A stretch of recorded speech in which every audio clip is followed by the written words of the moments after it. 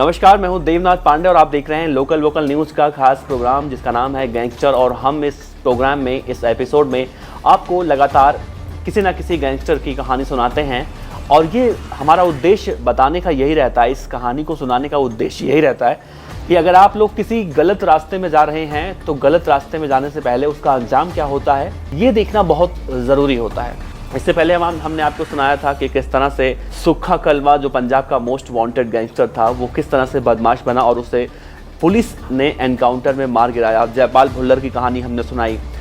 16 साल के दुर्लभ कश्यप, जो कि मध्य प्रदेश के उज्जैन में आतंक का दूसरा नाम बन चुका था, उसकी कहानी हमने आपको सुनाई। तो इसी कड़ी में आज हम बात करने जा रहे हैं एक ऐसे गैंगस्टर की जो दिल्ली पुलिस में हेड कांस्टेबल था, नौकरी करता था पुलिस की, लोगों को कानून का पाठ पढ़ाता था। लेकिन ऐसा क्या हुआ कि उसने पुलिस की नौकरी छोड़कर बदमाश बनना ज़्यादा उचित समझा। दिल्ली पुलिस में नौकरी करता था। उसका नाम है बलराज भाटी। बलराज भाटी उत्तर प्रदेश और हरियाणा में आतंक का दूसरा नाम बन चुका था। उत्तर प्रदेश में उस समय सुंदर भाटी गैंग, जो कि पश्चिमी उत्तर प्रदेश में अगर देखा जाए तो अपराध की लिस्ट में सबसे पहला नाम आता है सुंदर भाटी का। सुंदर भाटी से भी बड़ा गैंगस्टर बन चुका था बलराज भाटी। बलराज भाटी गैंगस्टर कैसे बना? वो तो दिल्ली पुलिस में नौकरी करता था, लेकिन गैंगस्टर कैसे बना?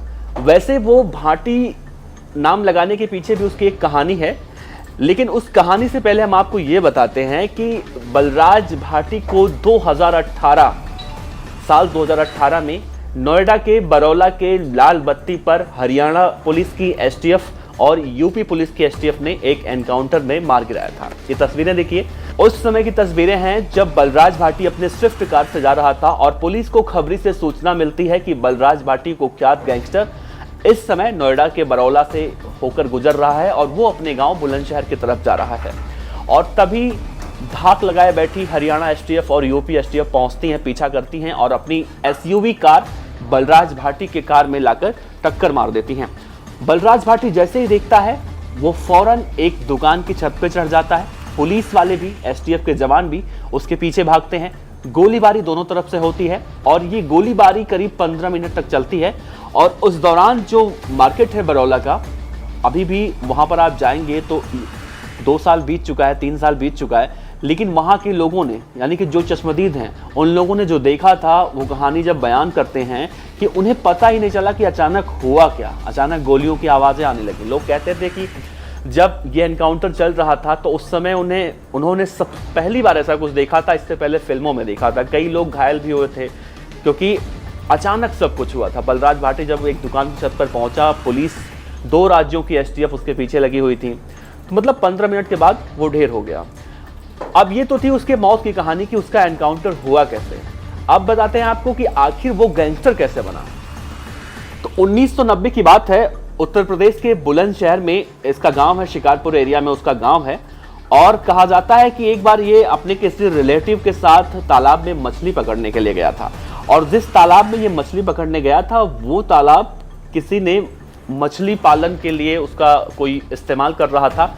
और जब वो व्यक्ति देखता है कि 2 लोग मछली पकड़ रहे हैं तो उसने अपने राइफल की बट से बलराज भाटी को, उस समय इसका नाम बलराज भाटी नहीं हुआ करता, उस समय इसका नाम बलराज था, और राइफल की बट से इसको 2-3 बट मारता है। और इसी बेइज्जती का बदला लेने के लिए बलराज दिल्ली पुलिस की नौकरी छोड़ता है और बदमाश बन जाता है। आप अंदाजा लगाइए, एक तो बलराज भाटी उस समय चोरी कर रहा था, किसी के तालाब में मछली चोरी कर रहा था। यहाँ पर हम उस व्यक्ति को भी नहीं सही कहेंगे जिसने बलराज को अपने राइफल की बट से मारे थे, लेकिन ये बहुत ही छोटा मामला था, इसे बातचीत के जरिए सुलझाया जा सकता था। अगर ये उस समय ये मामला बातचीत के जरिए सुलझ सकता तो शायद आज बलराज भाटी इस दुनिया में जिंदा होता और दिल्ली पुलिस में ही नौकरी कर रहा होता। अब ये कहानी है। उसके बाद बलराज भाटी भी कुछ करता है। फिर जो व्यक्ति, तालाब वाला व्यक्ति रहता है जो मछली पालन करता है, उसकी पहुंच बहुत ऊपर तक होती है और एक मर्डर के केस में बलराज को फंसा देता है, ऐसा मतलब आरोप है। खैर इसकी जांच तो आज तक भी सामने नहीं आ पाई कि उस समय क्या हुआ था, लेकिन जो आरोप लगे हैं वही आरोप हम आपको बता रहे हैं। बलराज भाटी इसी अपमान का बदला लेने के लिए, एक तो उसको राइफल की बट से मार पड़ी, ऊपर से उसे जेल जाना पड़ा एक मर्डर के आरोप में, झूठे मर्डर के आरोप में। और उसके बाद वो कसम खाता है कि जब तक मैं इन लोगों को मार नहीं लेता तब तक मैं चैन से नहीं बैठूंगा। फिर वो दिल्ली पुलिस की नौकरी छोड़ देता है। छोड़ क्या देता है, दिल्ली पुलिस उसे बर्खास्त कर देती है क्योंकि उसकी गतिविधियां बहुत अलग होती हैं। और जब वो एक मर्डर के आरोप में जेल में बैठा होता है तो वहां पर उसकी मुलाकात होती है कुख्यात गैंगस्टर सुंदर भाटी से। ये तस्वीर देखिए, सुंदर भाटी की तस्वीर है। सुंदर भाटी के नाम से पश्चिमी उत्तर प्रदेश में लोग थर थर कांपते हैं। कोई भी सुंदर भाटी के खिलाफ जाने की हिम्मत नहीं करता है। बलराज भाटी जब सुंदर भाटी से मुलाकात करता है तो उसे सुंदर भाटी का जेल में रुतबा देख के बहुत ज़्यादा वो आकर्षित होता है और अपने नाम के पीछे भी वो सोचता है कि अगर भाटी लगा लिया जाए तो मेरा नाम भी मतलब बहुत बड़ा नाम हो जाएगा। और होता भी ऐसा है, बलराज अपने नाम के आगे भाटी शब्द लगा लेता है, बलराज भाटी। और बहुत ही कम समय, मतलब 2-3 महीनों में ही वो सुंदर भाटी गैंग का शार्प शूटर बन जाता है, मतलब उस गैंग में शामिल हो जाता है। और फिर शुरू होता है उसके तबाही का सिलसिला। जो लोग जिनकी वजह से वो बदमाश बना था या फिर बदमाशी की दुनिया में आया था, उनको एक एक करके मौत के घाट उतार देता है। किसी को कोर्ट के सामने तो किसी को घर में घुसकर, मतलब एक एक करके सबको मौत के घाट उतार देता है। और सिर्फ यही नहीं, पश्चिमी उत्तर प्रदेश में ही नहीं बल्कि उत्तराखंड में भी वो इन सब वारदातों को अंजाम दिया करता है। उसके बाद वो हरियाणा में पहुंचता है। हरियाणा के भी कई जिलों में बलराज भाटी की दहशत यानी कि जराइम की दुनिया में जो उसकी बादशाहत है वो कायम हो जाती है। और हरियाणा पुलिस भी बलराज भाटी को पकड़ने के लिए जिंदा या मुर्दा इनाम रख देती है। कुल मिला जुला के अगर देखा जाए तो 3 राज्यों की पुलिस बलराज भाटी पे इनाम रखती है, उत्तर प्रदेश, हरियाणा और दिल्ली। 1 लाख उत्तर प्रदेश, 1 लाख हरियाणा और 50,000 दिल्ली। तो मिला जुला के 2.5 लाख का इनामी बदमाश बन चुका होता है ये। लेकिन बलराज भाटी को पुलिस नहीं पकड़ पाती। क्यों नहीं पकड़ पाती, इसके पीछे एक सबसे बड़ा रीजन ये है क्योंकि वो कई सालों तक दिल्ली पुलिस में नौकरी कर चुका था। और पुलिस कैसे काम करती है, पुलिस के कार्य करने की कार्यशैली क्या होती है, ये बलराज भाटी को बहुत अच्छे तरीके से पता था। और शायद इसी वजह से पुलिस उसे पकड़ नहीं पाती थी। और पश्चिमी उत्तर प्रदेश का जो एरिया है, जैसे हम बुलंदशहर कह लें, गौतम बुद्ध नगर कह लें, गाजियाबाद कह लें, इन सब इलाकों में जो आभूषण के विक्रेता थे, व्यापारी थे, यानी सोना चांदी के जो व्यापारी थे, वो बलराज भाटी के नाम से खौफ खाया करते थे। अगर बलराज भाटी ने किसी एक को फोन कर दिया और जितनी फिरौती मांग ली उतनी फिरौती, उनके अंदर इतनी हिम्मत नहीं होती थी कि बलराज भाटी को मना करते हैं। तो 3 राज्यों की पुलिस परेशान हो चुकी थी बलराज भाटी के आतंक से। और बलराज भाटी बहुत कम समय में इतना, मतलब 8 से 10 सालों में इतना बड़ा दुर्दांत अपराधी बन गया कि अगर श्री प्रकाश शुक्ला की अगर यहाँ पे बात की जाए तो श्री प्रकाश शुक्ला के जुर्म भी आपको बौने साबित होते दिखाई देंगे। लेकिन कहा जाता है कि अपराध की उम्र लंबी नहीं होती। जराइम की दुनिया में जाना तो बहुत आसान होता है लेकिन वहां से वापस आना बहुत मुश्किल होता है।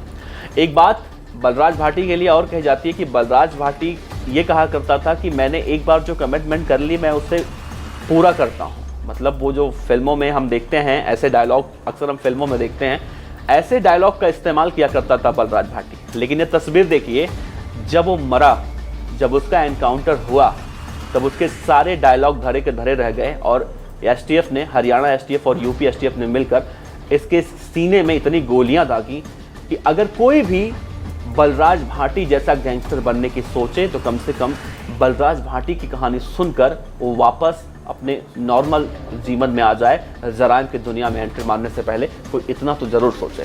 खैर, बलराज भाटी का आतंक यहीं खत्म हुआ। लेकिन सुंदर भाटी जो कि अभी भी जेल में बंद है, और सुंदर भाटी के लिए कहा जाता है कि सुंदर भाटी पश्चिमी उत्तर प्रदेश का वो नाम है कि अगर किसी ने सुंदर भाटी के खिलाफ कुछ भी बोल दिया तो सुंदर भाटी बहुत जल्दी ही उसका काम तमाम कर देता है। खैर, ये सभी अपराधी अभी जेल में बंद हैं और उम्मीद करते हैं कि आप बलराज भाटी के इस कहानी से, उसकी सच्ची कहानी से ये जरूर सीख लेंगे कि अगर हम कुछ भी गलत कर रहे हैं, कोई भी लड़ाई झगड़ा कर रहे हैं, लड़ाई झगड़ा छोटा हो बड़ा हो, वो कब बड़ा बन जाता है, कब कितनी जिंदगियां तबाह हो जाती हैं, ये हमें भी नहीं पता, ये शायद किसी को नहीं पता है। बलराज भाटी का एनकाउंटर हो गया, लेकिन उसके पीछे उसके छोटे छोटे बच्चे थे, उसकी पत्नी थी, उसके माँ बाप थे, उन लोगों का कोई कसूर नहीं था इसमें।